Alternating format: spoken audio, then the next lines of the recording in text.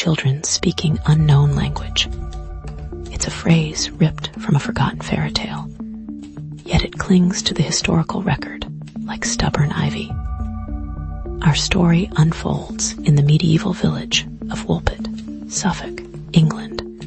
Sometime in the 12th century, fields stretched emerald green under a watchful sky, and life moved at the rhythm of the seasons.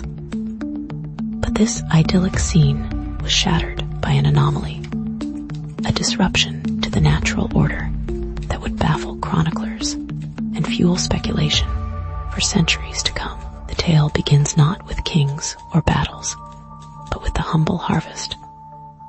Reapers twirled in the fields, their scythes singing a song of industry, when something extraordinary occurred, something that would forever stain the village's history with a touch of the bizarre.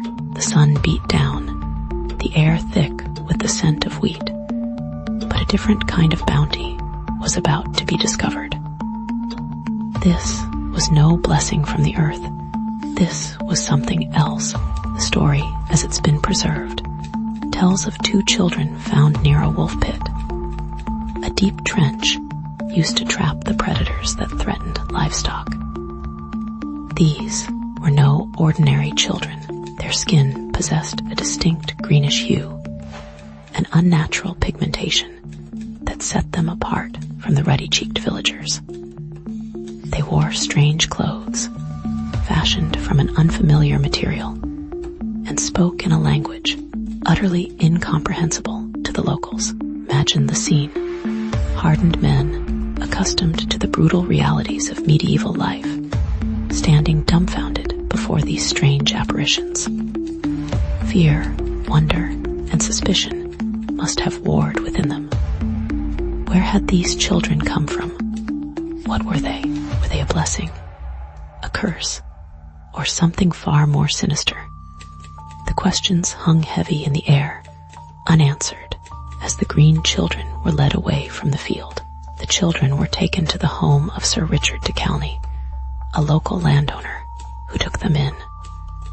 They were offered food, but refused to eat anything presented to them. Days turned into weeks, and the mystery deepened. The villagers whispered amongst themselves, spinning theories as wild as the Suffolk winds. Some believed they were fairies, fallen from grace. Others claimed they were creatures from another world, banished to our own. Still others saw them as demons, harbingers of ill fortune. But amid the speculation and fear, one thing was certain. These children were profoundly different, and their presence in Woolpit was a disquieting enigma. The silence that stretched between them and their new caretakers was a wall built of language and of something far more profound. One of the children, a boy, sickened and died. The remaining child, a girl, slowly began to adapt. She learned to eat normal food, shed her strange attire, and most importantly, began to speak English. Through her broken phrases, a story began to emerge, a tale as outlandish as the children themselves. She claimed they came from a land called St. Martin's Land, a subterranean world where the sun never shone brightly, and the inhabitants were all green. The details were fragmented, dreamlike, yet they offered a glimpse into a reality that defied all known understanding. But could she be trusted? Was this a genuine account, or the product of a child's imagination, twisted by trauma and grief? The question of her reliability would haunt the investigation for centuries. The girl's story painted a picture of St. Martin's Land as a twilight world, separated from our own by a vast river. According to her, she and her brother had been tending their father's flock when they heard a great noise, like the ringing of bells. Drawn towards the sound, they entered a cave and wandered for what seemed like an eternity, eventually emerging into the bright sunlight of Woolpit. The jarring transition from perpetual twilight to the harsh English sun was perhaps an explanation for their initial distress and confusion. But even accounting for the fantastical elements, there were inconsistencies, gaps in the narrative that fueled skepticism. Theories abounded, each more outlandish than the last. One popular explanation linked the children to the folklore of fairies and subterranean realms, places that existed just beyond the veil of human perception. Perhaps they were changelings, children swapped by fairies for human infants. Or perhaps they were simply lost, their minds addled by hunger and exhaustion. But the persistent detail of their green skin remained a stubbornly unexplainable anomaly. It was a physical manifestation of their otherness, a constant reminder that they were not like everyone else. And it was this physical difference that made them so unsettling, so difficult to categorize. However, the fairy tale explanations didn't quite satisfy everyone. Some historians, centuries later, would propose more grounded theories. Perhaps the children were Flemish refugees, fleeing persecution from King Stephen during the Anarchy, a period of intense civil war in England. The strange clothes and unknown language could be attributed to their foreign origins. The green skin, perhaps a result of severe chlorosis, a nutritional deficiency caused by famine, resulting in a greenish pallor. This theory, while more plausible, still left unanswered questions. Why only these two children? Why were they found near a wolf pit? And why did their story become so entwined with folklore and legend? Here's where the investigation takes a sharp turn.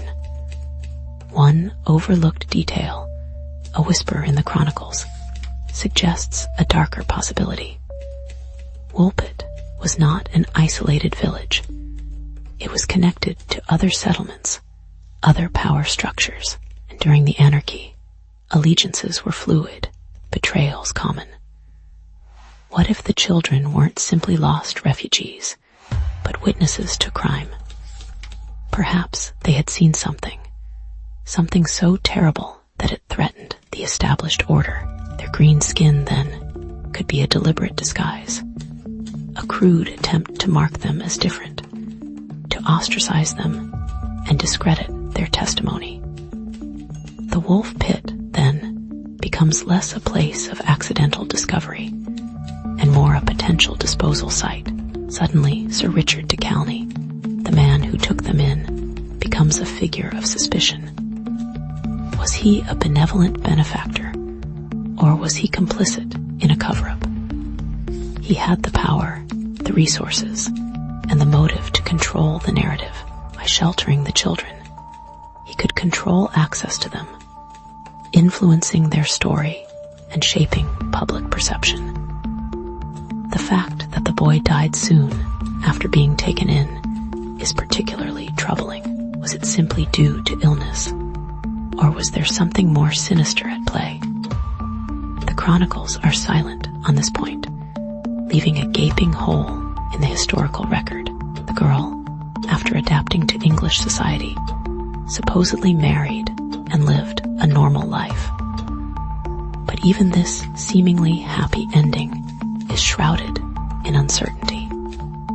There is no definitive record of her marriage, no concrete evidence to prove her subsequent existence. She becomes a ghost in the historical machine, a fleeting figure whose story fades into the background noise of medieval life. Did she ever truly escape her past? Or was she forever haunted by the secrets she carried? The silence surrounding her later life is perhaps the most damning evidence of all, suggesting a deliberate attempt to erase her from the historical record. The Anarchy, with its constant power struggles and brutal realities, provides a chilling backdrop to the green children mystery. During this time, familial bonds were easily broken, and betrayal betrayal was a common tool. It's conceivable that these children were victims of a political maneuver, pawns in a larger game of thrones. Their green skin, their strange language, their very existence became a threat to someone in power, and that threat had to be eliminated. The story of the Green Children is not just a whimsical tale of lost children, but a potential glimpse into the dark heart of medieval politics. Let's consider the possibility of a false flag operation. During times of political upheaval, spreading misinformation and sowing discord were common tactics. The appearance of these strange children, speaking an unknown language and possessing unusual skin color, could have been a deliberate attempt to destabilize the region, to create confusion and fear by associating the children with foreign invaders or supernatural forces. The perpetrators could have manipulated public opinion and consolidated their own power. The children in this scenario were not simply victims, but unwitting instruments of political intrigue. But what if the explanation is far simpler, yet equally disturbing? What if the children were simply victims of child abuse, deliberately disfigured and traumatized to elicit sympathy or to serve some twisted purpose? The green skin could have been the result of applying toxic substances to their skin, a crude form of torture designed to break their spirit. Their inability to speak English could have been due to neglect or deliberate suppression. The story of St. Martin's Land could have been a fabrication, a desperate attempt to create a sense of normalcy in the face of unimaginable horror. This explanation, while deeply unsettling, aligns with the known realities of medieval life, where children were often vulnerable to exploitation and abuse. Centuries have passed since the Green Children first appeared in Woolpit, and the mystery remains unsolved. The chronicles offer only fragmented accounts, riddled with inconsistencies and unanswered questions. Folklore and legend have further obscured the truth, transforming the children into mythical figures, divorced from the harsh realities of medieval life. But beneath the layers of speculation and folklore lies a persistent question. What really happened to these children? Were they refugees, victims of political intrigue, or simply lost souls, forever caught between worlds?